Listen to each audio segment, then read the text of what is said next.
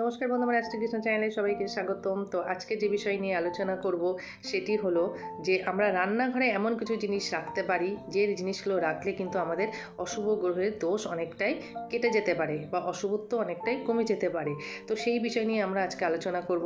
আমরা হয়তো অনেকে ধনী হওয়ার স্বপ্ন দেখি, কিন্তু সেই ধনী কি আমাদের বাস্তবিত হয় না কেন? আমাদের জন্মকুণ্ডলিতে দেখতে হবে যে আমাদের শুভত্ব গ্রহগুলো শুভত্বের স্থানে আছে কিনা।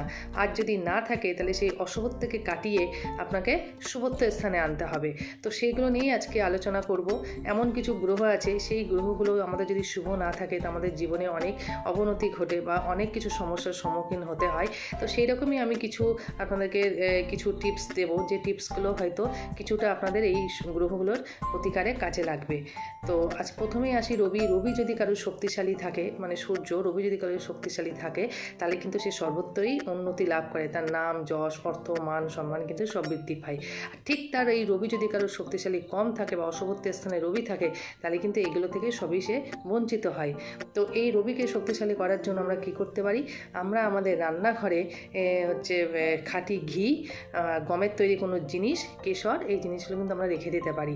তাহলে কিন্তু সেই ব্যক্তির আস্তে আস্তে কিছুটা রবি মানে পজিটিভ আসবে। আর এমনিতেই প্রতিদিন সূর্য প্রণাম মন্ত্র কিন্তু করতে হবে। চন্দ্রের স্থান যদি অশুভত্ব থাকে বা চন্দ্র যদি কারোর ডাউন থাকে তাহলে কিন্তু সে মানসিকভাবে কিন্তু বিপর্যস্ত থাকে, তার মাইন্ড কিন্তু কন্ট্রোলে থাকে না, সর্বত্রই সে কিন্তু মানসিক অশান্তিতে থাকে।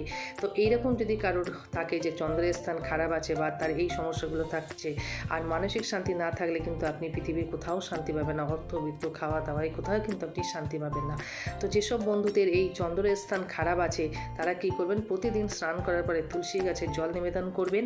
আর কি করবেন? দুধ, জল, ডাল, এগুলো কিন্তু আপনি দান করতে পারেন। এগুলো যখন আপনি দান করবেন বা আপনার রান্নাঘরে রেখে দেবেন তখন কিন্তু দেখবেন যে আস্তে আস্তে কিন্তু আপনার চন্দ্রের স্থান অনেকটা কেটে যাচ্ছে এবং আপনি ধীরে ধীরে এই চন্দ্র কিন্তু আপনার পজিটিভ হয়ে যাচ্ছে।